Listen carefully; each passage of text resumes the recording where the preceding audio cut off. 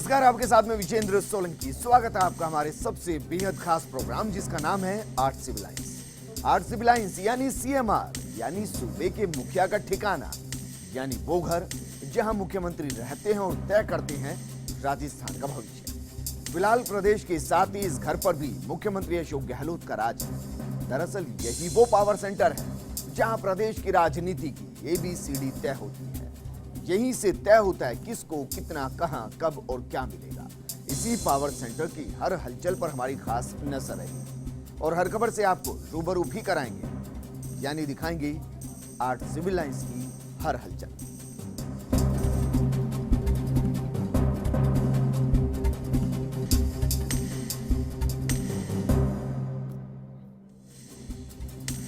Art civil lines की शुरुआत करते हैं किसानों के लिए राहत भरी खबर के साथ। मुख्यमंत्री अशोक गहलोत ने जहां सरकार बनते ही किसान कर्ज माफी जैसे महत्वपूर्ण ऐलान किए थे, वहीं अब 31 मार्च तक किसानों को फसल खराबे का मुआवजा भी मिल जाएगा। मुख्यमंत्री अशोक गहलोत की अध्यक्षता में हुई राज्य आपदा प्रबंधन प्राधिकरण की 20वीं बैठक में यह फैसला लिया गया। सीएमओ में हुई इस बैठक के अंदर मंत्री मास्टर भंवरलाल मेघवाल, शांति धारीवाल, BD कल्ला, मुख्य सचिव DB Gupta, ACS PK Goyal, प्रमुख सचिव अभय कुमार, LHG सेक्रेटरी सिद्धार्थ महाजन समेत कई अधिकारी मौजूद रहे।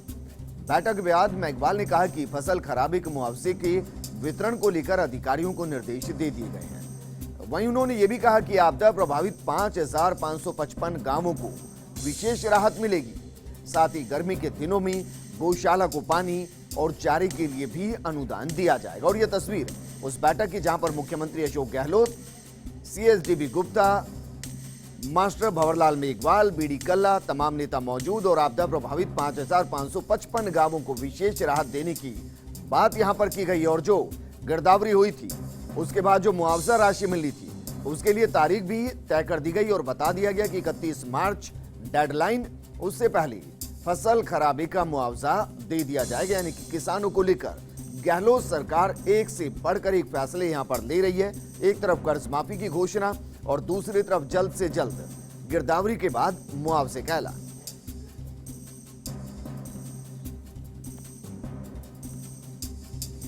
तो मुख्यमंत्री अशोक गहलोत प्रदेश की जनता को गुड गवर्नेंस देने के लिए लगातार जुटे हुए हैं और इसी कड़ी में वो मंत्रियों और अधिकारियों के साथ बैठक ले रहे हैं। सीएमओ में मुख्यमंत्री अशोक गहलोत ने ऊर्जा और PHED विभाग की मीटिंग ली। बैठक में बाकायदा मंत्री BD कल्ला और कई आला अधिकारी मौजूद रहे। बैठक के दौरान गहलोत ने गर्मी के दौरान पेयजल संकट से निपटने के निर्देश दिए। वहीं गहलोत ने कहा कि जनता को पेयजल संकट से बचाने के लिए कार्य योजना पर काम शुरू किया जाए। साथ ही गहलोत ने कृषि कनेक्शन और बिजली व्यवस्था को लेकर भी निर्देश दिए।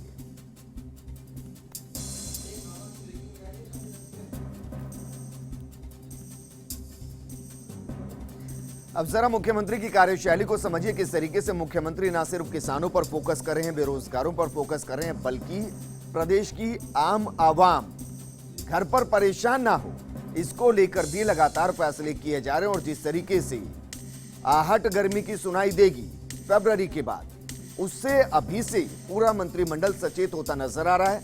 मुख्यमंत्री के निर्देश के बाद दो अहम चीजें, एक पानी और दूसरा बिजली, दोनों की बैठक ले ली गई और बता दिया गया कि जनता को परेशानी नहीं होनी चाहिए। अभी से इसके समाधान के लिए काम करना शुरू कीजिए। एक और खबर हम आपको दिखाते हैं जिससे आपको पता चलेगा मुख्यमंत्री अशोक गहलोत जनता को लेकर, कार्यप्रणाली को लेकर कितने संजीदा हैं। पूर्व विधायक गुरुशरण छाबड़ा, उनके विचारों पर मुख्यमंत्री अशोक गहलोत ने सहमति जताते हुए शराब नीति पर काम करने के निर्देश दिए हैं, जिसके तहत रात 8 बजे बाद खुलने वाली शराब की दुकानों पर सख्त कार्रवाई होगी।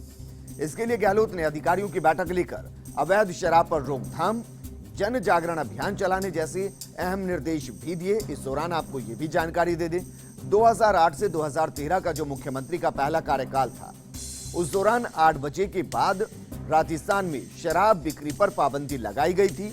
और अब न सिर्फ पाबंदी का जिक्र है, बल्कि यहां तक कहा गया कि अगर 8 बजे के बाद ठेके खुले मिलते हैं, शराब मिलती है, तो या तो लाइसेंस सीज कर दीजिए, पेनल्टी लगा सकते हैं, और कोई अगर ज्यादा दाम पर शराब बेच रहा है तो उसके खिलाफ भी सख्त कार्रवाई यहां पर करनी होगी, ताकि ये जो ग्राफ है ये कम हो। इस दौरान एक और अहम फैसला लिया गया, शराब पीने की वजह से जो घर बर्बाद हो गए हैं उनको किस तरीके से आबाद किया जाए, घर में जो बच्चे हों किस तरीके से पढ़ाई करें, इसको लेकर भी विशेष योजना बनाई जा सकती है। ये रिपोर्ट देखिए।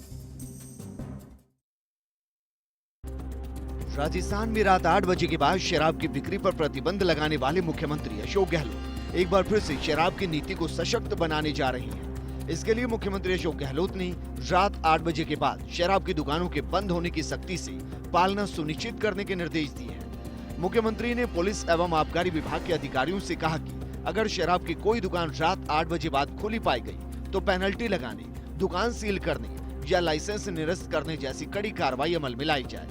इसी को लेकर मुख्यमंत्री ने सीएमओ में वरिष्ठ अधिकारियों के साथ बैठक की। साल 2008 में जब गहलोत ने मद्य संयम को प्रोत्साहित करने के लिए रात 8 बजे बाद शराब की बिक्री पर रोक लगाई थी, उसका आमजन में सकारात्मक संदेश गया था।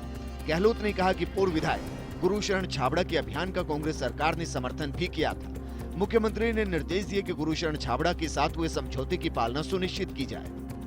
वहीं बैठक में ये बात भी सामने आई कि अंग्रेजी शराब पर अंकित मूल्य से ज्यादा वसूली जा रही है, जिस पर गहलोत ने विशेष टीम बनाकर ऐसी शिकायतों पर कार्रवाई के निर्देश दिए। वहीं अन्य राज्यों से अवैध शराब की तस्करी को कड़ाई से रोकने के निर्देश भी दिए गए। मुख्यमंत्री ने प्रदेश में बाहरी राज्यों से अवैध शराब के परिवहन पर सख्ती से रोक लगाने के निर्देश देते हुए कहा कि सीमावर्ती जिलों के पुलिस अधीक्षक, जिला आबकारी अधिकारी और निरोधक दस्ते इस पर अंकुश लगाए। गहलोत ने शराब का अवैध परिवहन करने वालों से भी कड़ाई से निपटने के निर्देश दिए हैं। गहलोत ने शराब के सेवन से होने वाले दुष्परिणामों के खिलाफ भी जन जागरण अभियान चलाने के निर्देश दिए। उन्होंने कहा कि जो शराब के अधिक सेवन से पीड़ित हैं, उनके परिवारों के छोटे बच्चों, आश्रितों के पुनर्वास, शिक्षा से जोड़ने जैसी सुविधाएं उपलब्ध कराने को लेकर विशेष योजना तैयार की जाए। वहीं अवैध शराब पर लगाम लगाने और शराब नीति की पालना के लिए जिस तरह मुख्यमंत्री अशोक गहलोत गंभीर हैं, उससे शराब तस्करों की नींद उड़ना लाजमी है। वहीं आम जन के लिए राहत भरी खबर भी है। Nirmal Tiwari, first India news, Jaipur. वहीं मुख्यमंत्री अशोक गहलोत अपनी हाजिर जवाबी के लिए अपनी पार्टी ही नहीं, विपक्षी खेमों में भी खासे मशहूर रहते हैं। फिर चाहे बात हो नितिन गडकरी के साथ मुलाकात की और उस दौरान उनकी तरफ से राजस्थान को बेचारा कहने की, और इधर से कहने की कि ये बेचारा नहीं, स्वाभिमानी है। वहीं उनके इंटरव्यू में सुनने वाला या फिर पढ़ने वाले के साथ ही सवाल करने वाले को भी वो पूरी तरह से संतुष्ट करते हैं। कुछ ऐसा ही इंटरव्यू अशोक गहलोत ने एक मैगजीन को दिया।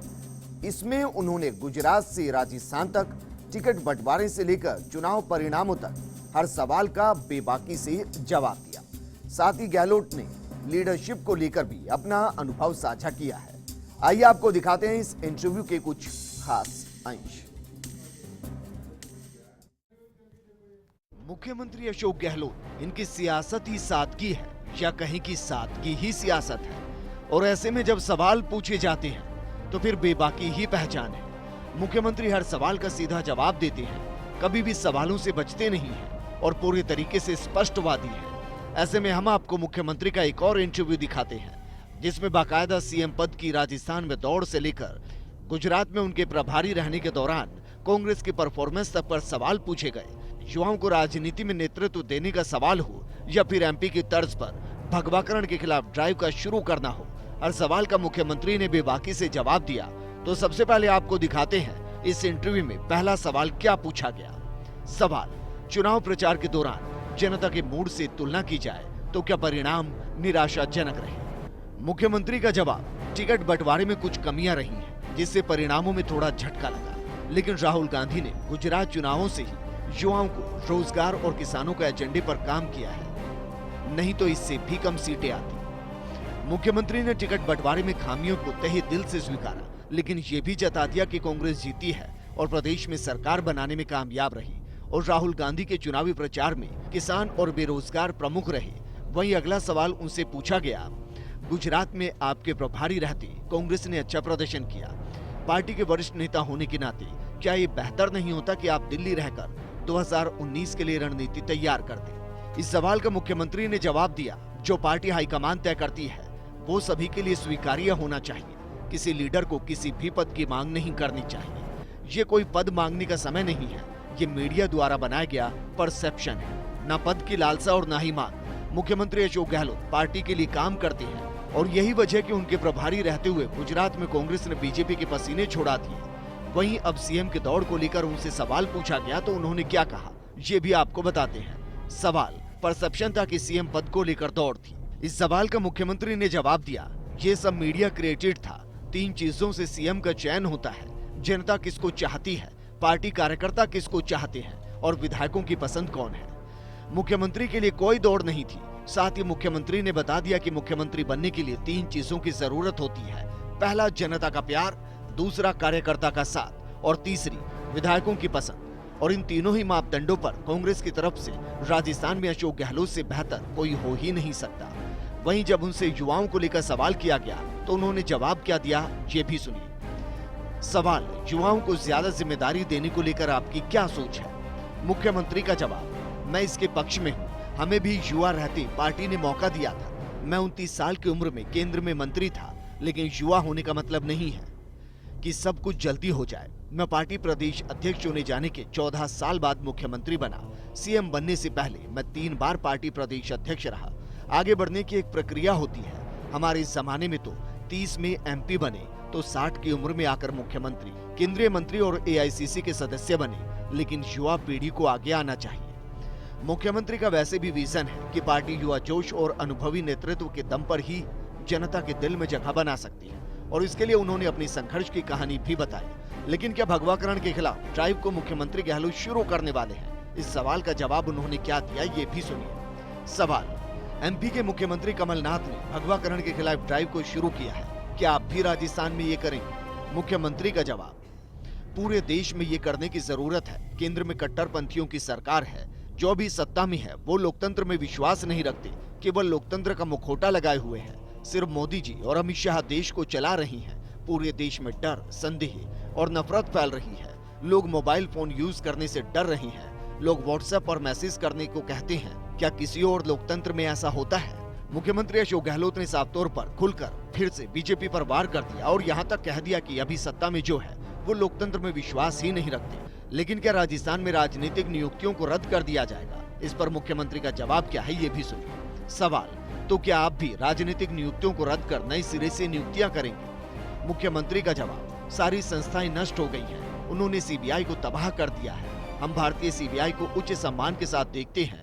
हम सत्ता में आए हैं, संस्थाएं कैसे चल रही हैं, इसका हम अवलोकन करेंगे और फिर प्रदेश के हित में निर्णय लिए जाएंगे। यानी राजनीतिक नियुक्तियों को ऐसा किया जाएगा कि प्रदेश और देश के लिए हितकारी हो। लेकिन इस सवाल के जवाब के जरिए भी मुख्यमंत्री बीजेपी सरकार पर वार करने से नहीं चूके और यही उनका सियासी कौशल है।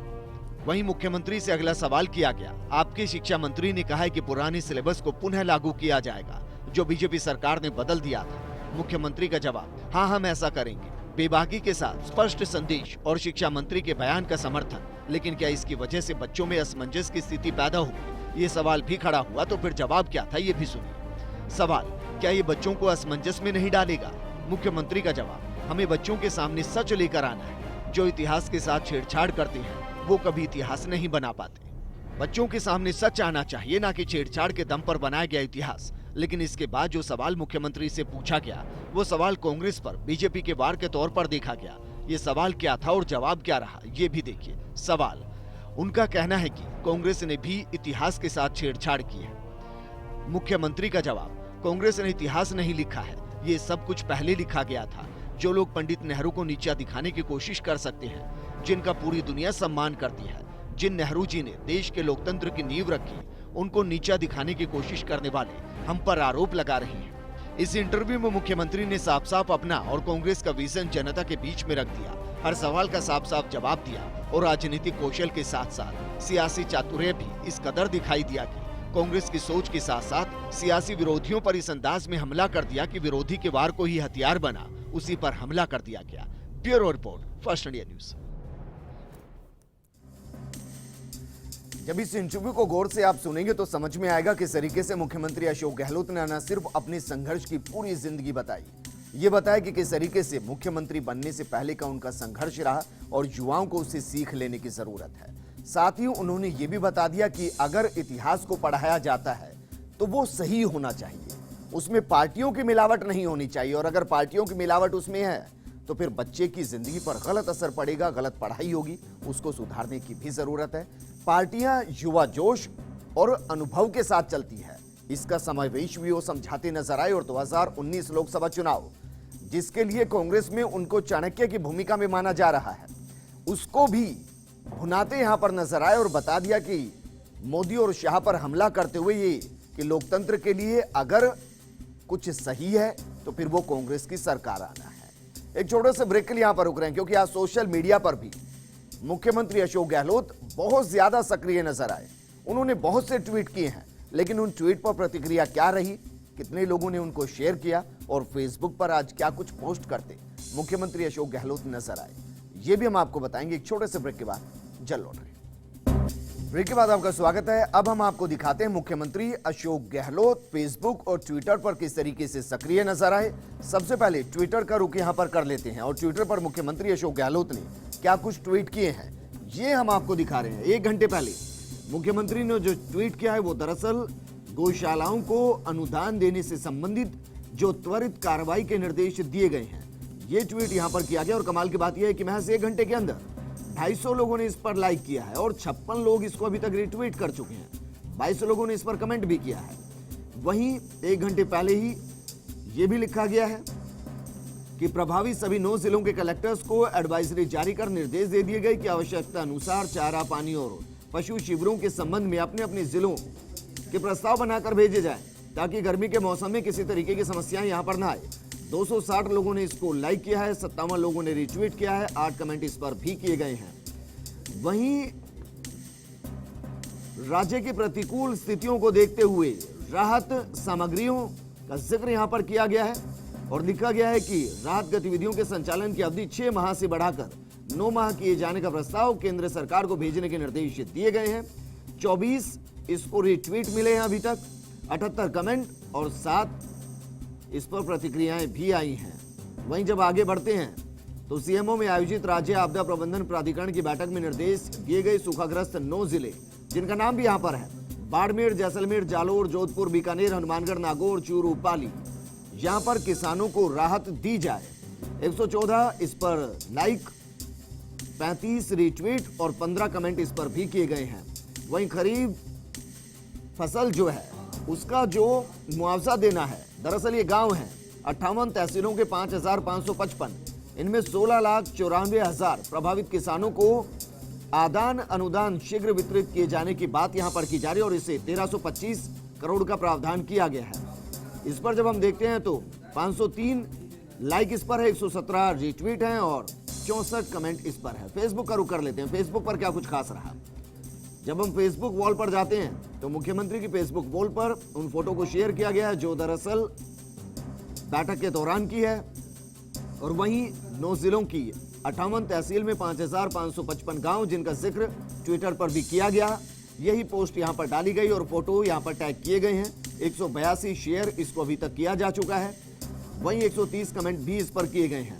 जब इससे नीचे हम जाते हैं तो शराबबंदी को लेकर 2008 से 2013 के बीच में 8 बजे के बाद शराब को बंद कर दिया गया था, बेचना बंद था। अब इस पर एक और एक्शन यहां पर लिया गया कि अगर ऐसा कोई करता पाया जाएगा तो उसके लाइसेंस तक को सीज कर दिया जाएगा। 70 शेयर इस पोस्ट को अभी तक किया गया है और 105 इस पर कमेंट है। इससे नीचे जब हम जाते हैं तो ये एक और खबर जो फेसबुक पर हमें दिखाई दे रही है, सीकर की बेटी माउंटेन में 19,000 फीट पर योगा करती हुई और लिम्का बुक के अंदर यह रिकॉर्ड दर्ज हुआ है और इस फोटो को, इस खबर को भी मुख्यमंत्री अशोक गहलोत ने फेसबुक पर पोस्ट किया। इस पर 306 शेयर और 91 कमेंट अभी तक हो चुके हैं। अब जरा सोचिए, किसानों से लेकर मुख्यमंत्री अपनी बैठकों का जिक्र कर रहे हैं, सोशल मीडिया पर प्रतिक्रियाएं बता रहे हैं, ये भी बता रहे हैं कि कौन सा आदेश कहां पर दिया गया है, कौन सा निर्देश यहां पर दिया गया है और साथ के साथ अगर कुछ अच्छी उपलब्धि है तो उनको शुभकामनाएं देना भी मुख्यमंत्री नहीं भूलते। चलते चलते हर दिन की तरह एक गाने के साथ आपको छोड़कर जाते हैं। ये गाना दरअसल विधानसभा चुनाव के परिणाम से पहले का है। मुख्यमंत्री को चाहने वालों ने इसे बनाया है और इसके दिल में मुख्यमंत्री अशोक गहलोत है। नमस्कार।